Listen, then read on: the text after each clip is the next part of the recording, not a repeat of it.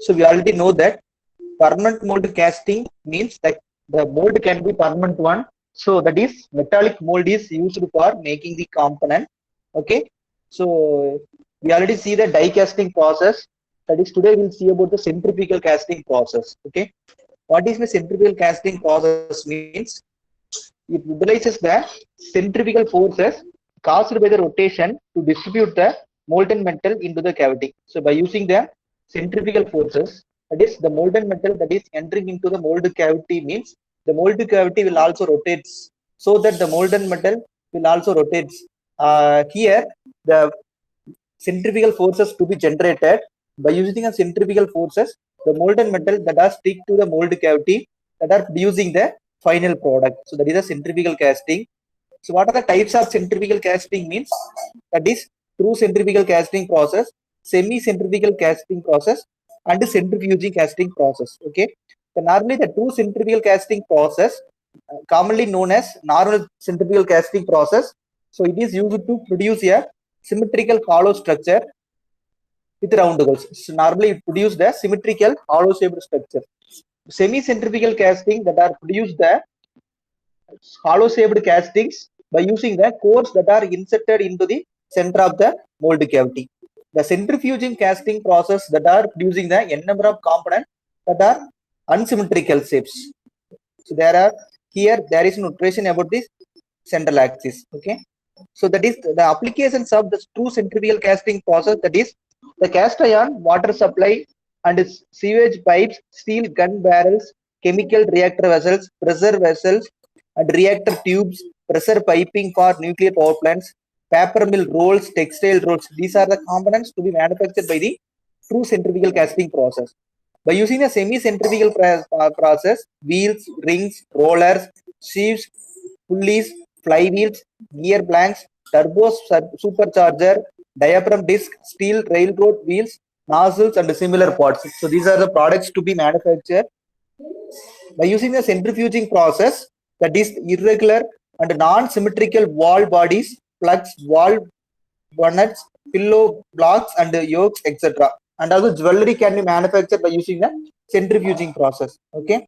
So this the true centrifugal casting process further classified into two types, that is horizontal true centrifugal casting process and vertical true centrifugal casting process. So this is the diagram of horizontal true centrifugal casting process. Okay. So here the mold cavity that can be rotated about horizontally. Okay. So there are some components are there here. So this is the top rollers. The centrifugal true castings having the components like this is the mold cavity. This is the mold. So this is the mold. So this is the mold. So it will rotate about this central axis, and here this mold cavity can be rotated by using the guide rolls, that is top rolls. These are the two top rolls, and this is the bottom rollers. So these four rollers that are used to guide them and rotate the mold cavity. So these rollers which also rotated by using the motor arrangements. The motor arrangements at the end of the motor, the shaft is there. This shaft is connected to the top and bottom rollers so that it will rotates means the mold cavity is also rotates. So here the molten metal is taken from the furnace by using the ladle, and the molten metal is pouring into this mold cavity means this mold will is rotated so that the molten metal is also rotates and it will stick to the mold cavity. So the hollow shaped casting products can be achieved. Okay. So this is the 3D diagram. So here this is the ladle. So this is the ladle, and here the molten metal is pouring, and the molten metal is entering into this cavity means it will also rotate so that the molten metal are stick to the mold cavity so that the final products will be achieved. And then vertical true centrifugal casting process. So what is the difference between horizontal and vertical true centrifugal casting means? The vertical true centrifugal casting process, here it will rotates y-axis, that is it will rotates vertically. So here, so this is the pouring basin. So here the molten metal is entering into the vertically means it will rotates vertically. So what is the specialty of vertical true centrifugal casting means? it will produce the diameter of the castings when compared to length of the casting is very less. But by using the horizontal casting, the length of the product is very high. But vertical true centrifugal casting products, the diameter is somewhat high when compared to length of the product. So here same principle. Whenever the molten metal is poured into the molded cavity, means this cope and track box is there. The mold is rotated about the y-axis, means the molten metal are stick to the mold cavity so that the final product to be achieved by using the centrifugal forces. So after that, we'll see the semi-centrifugal casting process. So what is the difference between true centrifugal and semi-centrifugal means? Only one difference is there, that is, in true centrifugal casting, there is no core is inserted at the center of the casting, but in semi-centrifugal casting process, we are insert the core between the center of the casting product, that is the center of the mold cavity. So this is the revolving table. By using the revolving action, the mold cavity will also rotates about the y-axis, so that by using this way, the molten metal is poured into the mold cavity, and after that, the molten metal will fill in this mold cavity, and which also rotates, means will stick to the mold cavity. By using the core operation, the center is the center having the hollow shape will be produced, so that the final product to be achieved here. So, and centrifuge casting means it will not rotate about the central axis, but this is also unsymmetrical axis. Here n number of components here. So by using the centrifuge casting, this diagram will show the 1, 2, 3, 4, 5, 6. That is 6 components can be manufactured by using this centrifuge casting process. So here also revolving table is there. By using revolving table, it will rotate about the 360-degree, and by using this spur, the molten metal can flow. So after that, the molten metal will occupy this space and achieve the final product. That is known as centrifuge casting process. Okay, so this is the comparison table of true, semi, and centrifuge casting process. True centrifugal casting process means, that is, the horizontal mold will be long, and semi-centrifugal casting means a single horizontal mold, but vertically it will be larger one. By in centrifuge casting, the central spur with the attached molds are there. Here revolving table is used for rotating operation. And the true centrifugal casting, it rotates on x-axis. Semi-centrifugal, it rotates on y-axis, because it is a vertical one. And centrifuge casting is also in rotate on y-axis, but it is not symmetrical one. And in true centrifugal casting process, the cast possesses rotational symmetry. It is symmetrical one, and it is also semi-centrifugal casting. It is also rotate symmetrical one. But centrifuge casting, it not possess rotational symmetry. And in true centrifugal casting, the pipes it is exclusively for pipes, and in semi-centrifugal casting for cats with the central parts worked out hollow shapes, and centrifuge casting means for free from the cast products. So what are the applications of overall this centrifugal casting process means? So it is widely used in aircraft industries to cast rings, flanges, and compressor castings. And also it is used for steam turbine bearing cells. The cell can be manufactured by using the centrifugal casting process. And roller for steel rolling mills is another example of centrifugal casting. And in automobile industries, gear planks, cylindrical liners, piston rings, and cast bearings also produced. The gear component that can be used in the electronic industries also cast by using the centrifugal casting process. What are the advantages of centrifugal casting process means? It provides the dense metal and high mechanical properties. That is, by using the centrifugal casting process, the products are stick to the mold cavity, so that the mechanical properties will be high. And the unidirectional solidification can obtain up to a certain thickness. So here, unidirectional thickness can be achieved up to certain thickness, and it can be used for mass production. And in a true centrifugal casting, there is no course required, but by using the semi-centrifugal casting, there is some course are required. But advantages of true centrifugal means there is no true course are required, but semi-centrifugal casting, there are some course are required to make this hollow step casting. And the gating system and runners are totally eliminated by using the centrifugal casting process. So what are the disadvantages of centrifugal casting means? So limited designs can be cast, and it can be cast only for symmetrical shapes. Unsymmetrical shapes cannot be cast by using this product. The cost of the equipment is very high when compared to other type of casting, and it is not suitable for every metals, and here higher maintenance can be required, and also here the high skill operators are required. In this casting process, the solidification time and temperature distribution is difficult to determine. Okay, these are some disadvantages. Okay, up to this we will complete the centrifugal casting. So okay, after that we will see the continuous casting process.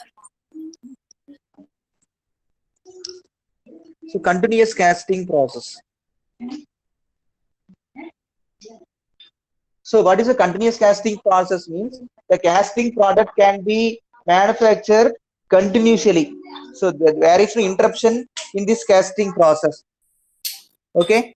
So the continuous casting process, which allows the metals and alloys to be stretched here and shaped and solidified without there is no interruption.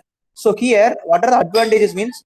The waste will be reduced, and also which improve the yield strength, and the cost efficiency will be very high, and the quality of the product is also very high. So in steel manufacturing industry in 1950s, an alternative to ingot molds, the continuous casting machines can be manufactured, and it can be produced here using a series of rollers and water cooled molds. The process lessens and the change of impurities, and it provides the better thickness ratios. So and also this continuous casting products became the basics the molten metal to be finished grade without wasting the product. Okay. So here, what is the principle to be behind this process means? The cast shapes are produced by introducing the molten metal into vertical or horizontal mold. First of all, the molten metal that can be entering into the horizontal or vertical mold, and here rapidly the chilling or cooling effect can be achieved by using the some solidification process. After rapid chilling the process, the fine uniform grain structure can be produced or solidified, and finally we can cut the workpiece by using the anion operation. Okay, the most common shapes can be produced this continuous casting process are that is tubes, solids, square, rectangular, hexagonal, and many other irregular shapes can be produced by using the this continuous casting process. This is the overall layout of the continuous casting process. So first of all, we'll see the components, that is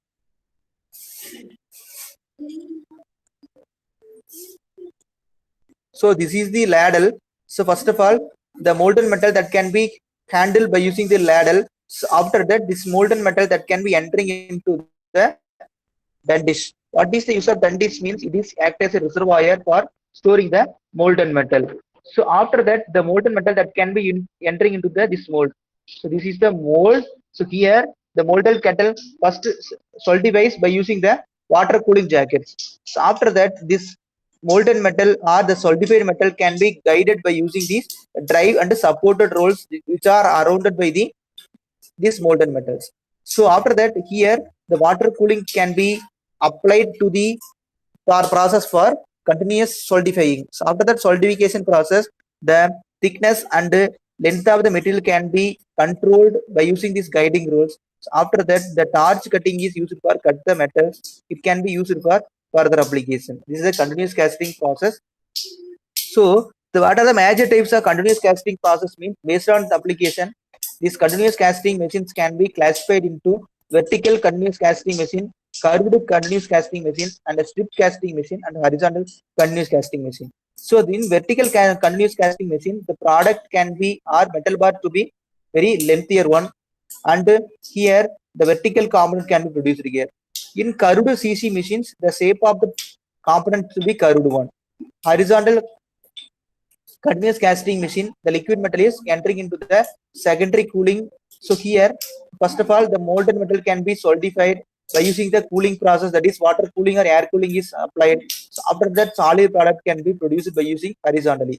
And strip casting is produced this one length of the wire or trimmed by using these trimmed rolls. The metal can be stretched, and the final product can be cut by the arch cutting or anything that can be produced for finished product one. So what are the advantages of continuous casting process means? So it is able to cast irregular, that is regular shape, and also cut an irregular configuration in long tubular form. Okay. but it cannot be produced by using the another casting methods. So the continuous cast parts can be required obviously less machining stock. So here there is no waste can be produced. In continuous cast material is consistently dense and homogeneous in the structure, and there is well suited for pressure application. Normally it can be used for high pressure applications. Straight, true, and concentric product for high speed bar machines can be used here. And also stock sizes were readily available to distributors and other requiring full length, so that based on this supplier's application we can produce full length component or horizontal or vertical or curved shape components. If the shape is optimized, the cleanup stock required for continuous cast material, but it is often less than the needed for the parts. So the stock of 1 by 32 or 1 by 3 by 30 inches per side, depending upon the casting size, normally adequate. So based on this application, it can be optimized.